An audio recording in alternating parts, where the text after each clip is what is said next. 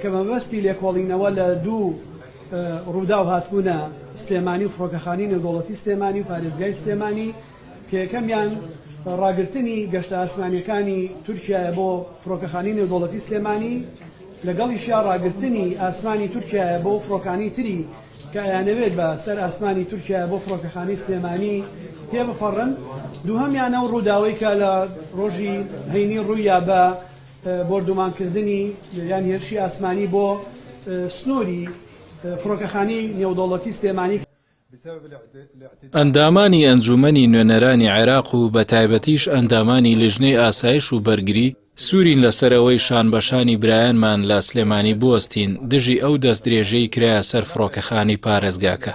ئێمە لە شوێنی ڕووداوەکەین بۆ زانینی ڕاستیەکان و گواستنەوەی وردەکاریەکانی بۆ ئەنجومەنی نوێنەرانی عێراق. سەرکۆنە و ئیدانەی هەر دەست درێژیەک دەکەین بە تایبەتی ئەوەی لە سلێمانی ڕوویدا. لیژنەکەمان راپۆرتێک لەبارەی ڕووداوەکەەوە ئامادە دەکات بۆ ئەنجومەنی نوێنەران لەوێشەوە ڕاستپاردە ئاڕاستەی حکوومەتی عێراق دەکرێت کە بە دڵنیاییەوە چەند ڕێوشوێنێک لە خۆی دەگرێت و پێویستە حکوومەت جێبەجێیان بکات لەبارەی هێرشەکەەوە.